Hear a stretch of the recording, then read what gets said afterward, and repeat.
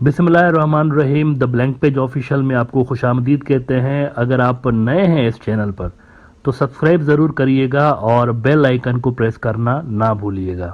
मित्रों, आलमी डिप्लोमेसी के कुछ आदाब होते हैं, कुछ प्रिंसिपल्स होते हैं, कुछ उसूल होते हैं जिनको दुनिया भर में फॉलो किया जाता है और उनकी जो वायोलेशन होती है वो दुनिया भर में नापसंदीदगी की नज़र से देखी जाती है। मिसाल के तौर पर ये आलमी डिप्लोमेसी का उसूल है कि या तो आप किसी मुल्क को बुलाएं ही ना।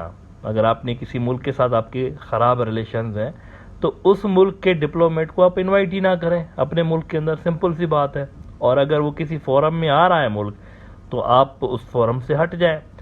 लेकिन किसी मुल्क को बुला के और उसकी बेइज्जती करना अपने मुल्क के अंदर लाकर, ये उस मुल्क के लोगों की बेसिकली तौहीन होती है, डिप्लोमेट की तौहीन नहीं होती। डिप्लोमेट क्या होता है? डिप्लोमेट्स की बज़ाहिर खुद की तो कोई इंपॉर्टेंस नहीं होती ना, वो अपने मुल्क के नुमाइंदे होते हैं, रिप्रेजेंटेटिव्स होते हैं।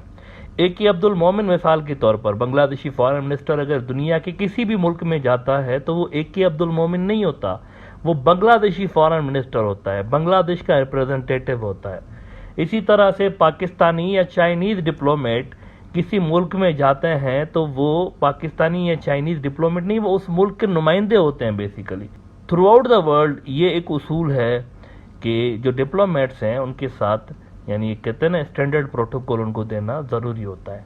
इसी तरह से आलमी डिप्लोमेसी का एक और भी उसूल है कि अगर आप किसी थर्ड कंट्री में जाते हैं, यानी अपने मुल्क में नहीं है, किसी दूसरे मुल्क के अंदर हैं, किसी भी फोरम में शिरकत करने जा रहे हैं, तो कोशिश करें कि वहाँ पर किसी थर्ड कंट्री के हवाले से कोई गैर ज़रूरी स्टेटमेंट ना दें।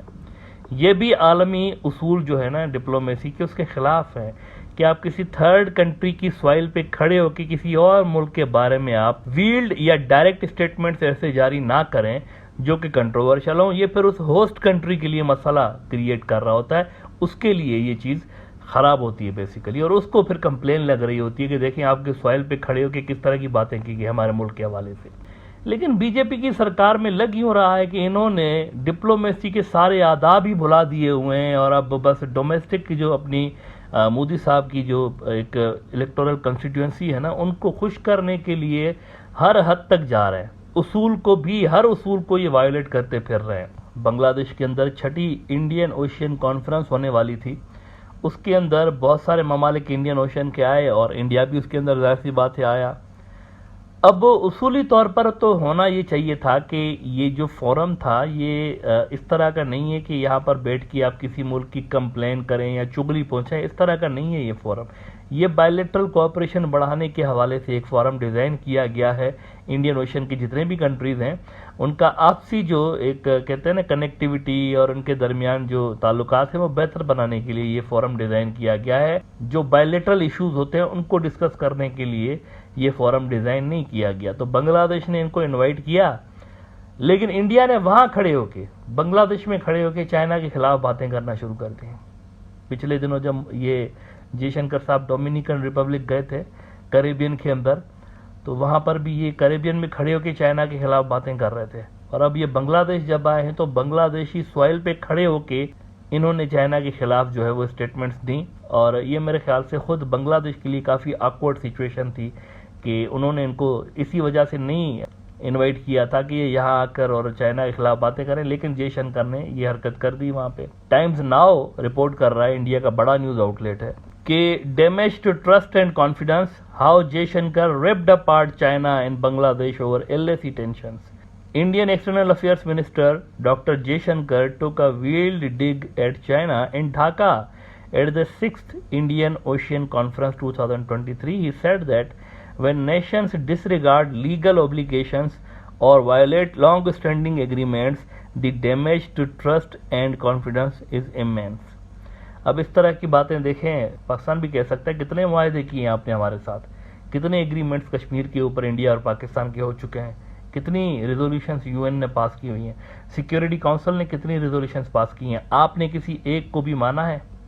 आपने किसी एक को भी फॉलो किया है? मतलब कहने को तो बहुत सारी बातें हो सकती हैं, चाइना भी ये बातें कर सकता है, लेकिन थर्ड कंट्री के अंदर खड़े होकर उस मुल्क को कंट्रोवर्शियल बनाना जानबूझ के, ये मेरे ख्याल से मुनासिब नहीं था। ढाका का कोई लेना देना नहीं है LAC के इशू से, to be very honest, Bangladesh की पोजीशन जो है चाइना और इंडिया के दरमियान न्यूट्रल है। और अभी तक अगर आप देखें वो किसी की साइड नहीं ले रहे, तो उनके मुल्क में खड़े होकर इस तरह की स्टेटमेंट्स देकर ये तासुर बिल्ड करने की क्यों कोशिश की गई कि ये सारे हमारे साथ हैं? यही इंप्रेशन देने की कोशिश की गई है ना। ढाका में खड़े होकर अगर आप चाइना को गालियां दे रहे हैं तो इसका मतलब आप ये बताने की कोशिश करेंगे सी Dhaka is with us. Simple सी बात है। वरना यही बातें जयशंकर दिल्ली में बैठ कर सकता था, दूसरे दिन आ जाता ढाका से वापस तो फिर कर सकता था, मीडिया को बुला के कर देता, क्या मसला था? वहां पर खड़े होकर ये बात करने की क्या जरूरत थी ढाका के अंदर? दिस इज वेरी सीरियस मेरे ख्याल से। और बांग्लादेशी जो डिप्लोमेट्स हैं उनको ये जो तरीक़ेकार नया एक चल पड़ा है इंडिया के अंदर कि जिस मुल्क में जाते हैं इंडियन डिप्लोमेट्स चाइना को या पाकिस्तान को गालियां देकर आते हैं, इस पे मेरे ख्याल से बांग्लादेश को प्रोटेस्ट ज़रूर करना चाहिए।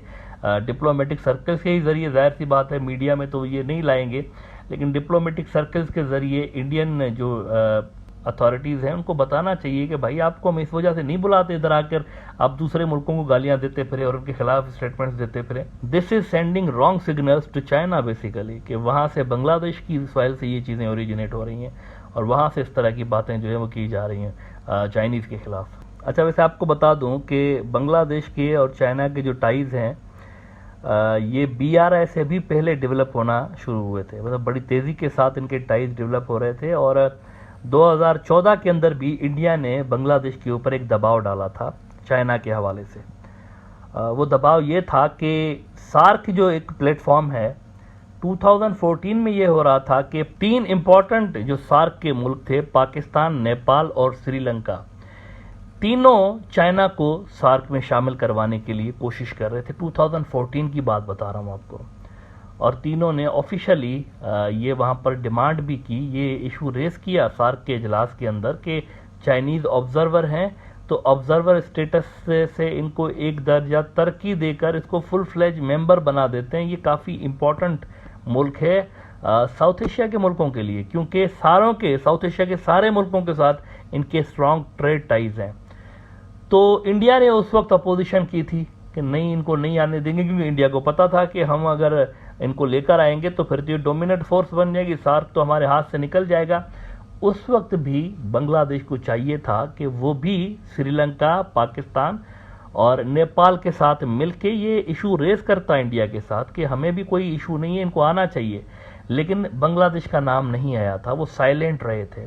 और उसके लिए भी कहा जाता है कि इंडिया ने लॉबिंग की थी। इंडिया ने कहा था कि आप हमारे फेवर में बात करें, लेकिन बांग्लादेश ने इनकी फेवर में बात तो नहीं की, लेकिन कहते हैं ना न्यूट्रल रहे, साइड पे रहे कि जो सार्क का फैसला होगा हम उसको मानेंगे इस हिसाब से। तो ये काफ़ी पहले से लेकर इंडिया जो है चाइना के हवाले से बांग्लादेश के ऊपर बड़ा दबाव डालता रहा है। आज महबूबा मुफ्ती ने भी ये बात लिखी है, कश्मीर की जो फॉर्मर चीफ मिनिस्टर हैं। द वायर में उन्होंने लिखा है कि SAARC not G20 is what will make India a vishwa guru, कि इस रीजन के अंदर अगर हम पावरफुल हो गए ना, अपने साउथ एशियन रीजन के अंदर, तो ही हम विश्व गुरु बन सकते हैं। G20 हमें विश्व गुरु नहीं बना सकता। ये महबूबा मुफ्ती कह रही हैं, farmer chief minister Jammu and Kashmir की, प्रो इंडिया पॉलिटिशियन है वहाँ की।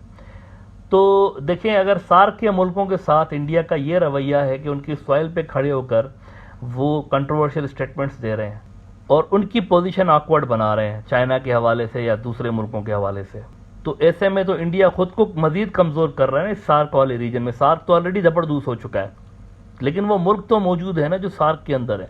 तो इंडिया तो उन मुल्कों के अंदर अपनी पोजीशन इस तरह के स्टेटमेंट्स देकर ख़राब कर रहा है। तो मेरे ख्याल से बांग्लादेश को यहाँ पर प्रोटेस्ट ज़रूर करना चाहिए डिप्लोमेटिक अंदाज में अपने में, कि उनके सॉइल पे खड़े होकर किसी तीसरे मुल्क के लिए इंडिया अगर इस तरह की स्टेटमेंट्स ना ही इशू करे तो बेहतर है।